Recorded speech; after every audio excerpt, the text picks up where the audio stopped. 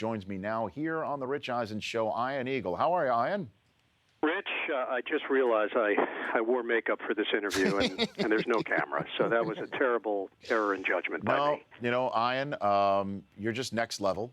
You're just trying to, Yeah. you're just trying to think these things through, and I greatly appreciate it. You're just trying to bring it. So thank you. It's great to be on with you. Congratulations on all of this. This is really exciting. Really happy for you. You sent me a very nice email on the day of the show's debut. I appreciate that. I said we need to get you on, and lo and behold, here we are just mere days later, you doing exactly that. And your schedule is nuts as well. I mean, you're off the charts. You're flying to Thursday games and then Sunday games too, right? Yeah, but this is all part of the dream, as you know, Rich. Yes. Growing up, when we did this was the goal, to be out there and doing events and working as many games as possible. It was the New York schooling of the Marv Albert background of broadcasting. Just go out there and try to get involved as much as you can, any way that you can. So it's a great time of year. I had Marv. He appeared on NFL Total Access about 5 years ago, and I embarrassed myself, and I didn't care. He is the man. I told him I rip him off every day that I do my job. There's nobody better ever than Marv. No, there's no doubt about it. And I'm sure you were in the same boat as me. And I spoke at an event honoring Marv recently, and I relayed a story, which was an absolutely true story. When I was 9 years old, going downstairs for breakfast before school, and my mom would ask, well, what do you want? And I'd say, 2 eggs over hard, 3 pieces of lightly bronzed toast, no butter, orange juice, pulp. Just I would do the whole thing as Marv, and then she'd say, "Well, we don't have any of that. How about grape nuts? Not what I had in mind. And how about Frosted Flakes? Can we agree on Frosted Flakes?" Yes. It was a bit every day. I think I did this every day for 2 years. And then I saw a child psychologist for about 3 years. It was a very tough time in my life. I'm with you, man. My first Sports Center I ever did, I was hired from Redding, California, KRCR-TV, the Spirit of the North State, the local ABC affiliate there, where anytime I had a Knicks highlight, because I decided what I had to do. I had to cut my own video, right? I did the entire highlight in Marv Albert's voice, which the folks in Northern California got a big kick out of. So here comes my first Sports Center with Larry Beal, Sir Lawrence of Beal. San Francisco's own now. San Francisco's own, Hawaii's finest, Larry Beal. And I had a Knicks highlight. I did the entire Knicks highlight and the score panel in Marv's voice, and then had to throw to Larry on camera after that. And the look on his face was priceless, but I had to do it. Killed in California, Larry. It did kill in California. It did. But do you remember too, Ian, Jerry Gerard on WPIX Channel 11? He was doing SportsCenter before ESPN existed. He was great. No doubt. Acerbic. He did it in a way that at the time nobody else was doing. He was at the local, what would now be considered the CW affiliate in New York City, and it was all deadpan, and it was set up, joke, but wouldn't smile. No. And then occasionally you would hear a cackle from the background from the weatherman, Mr. G. That's right, or Steve that would Bosch. let the audience know, right, this is supposed to be funny. Don't take it too seriously.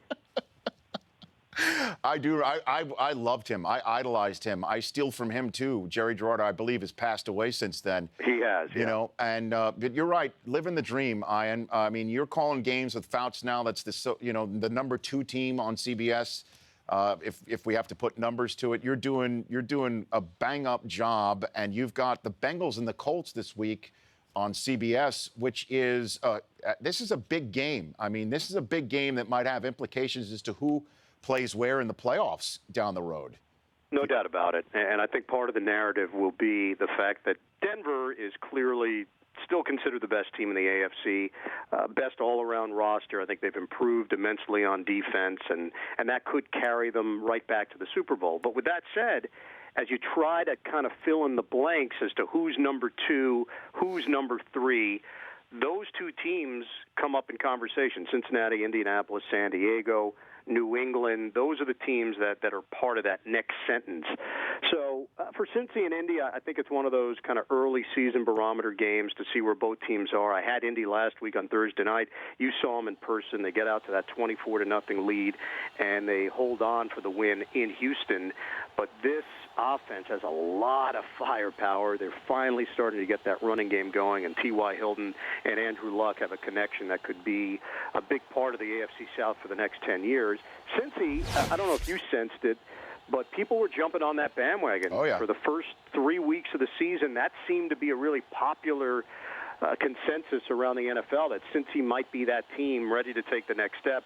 Took a little bit of a step backwards with the performance against New England, then the weird, awkward feeling you have after a tie. Yes. So I'm curious to see how they respond after that Carolina game, a game that they probably should have run and won, and Adam Jones made pretty clear that he felt Mike Nugent should have done his job. Yes, he and did. Sitting right now at 4-1.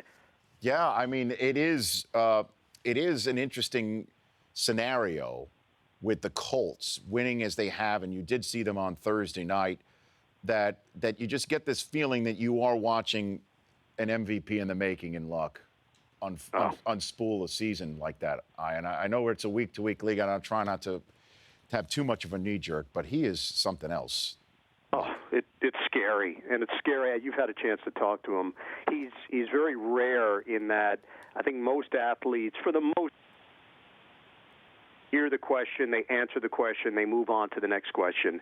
I don't know if you've had this experience with Luck, but all the times that I've sat down with him to interview him, when you ask him a question, there's a pause. He actually thinks about the answer. He's he a valedictorian. Doesn't just blurt out. Yeah. Yeah, he doesn't blurt out the first thing that comes to mind. This is a thoughtful guy, a deep thinker, and he's going to be a Super Bowl champion. I just don't know how many. In my mind, it's not a question of if. It's really a question of how many he's going to win when it's all said and done. He's a supreme talent, and I really believe that they've done it the right way. They're building the team the right way. And that defense is now playing like the Chuck Pagano-style defense that he thought he would have in 2012. It's taken a little bit of time, but they're a balanced team. They're going to be in this thing right to the end, I believe, and probably will be mentioned with Denver as two of the best teams in the AFC throughout the season. And I'm not going to ask for a shout-out because, we're professionals.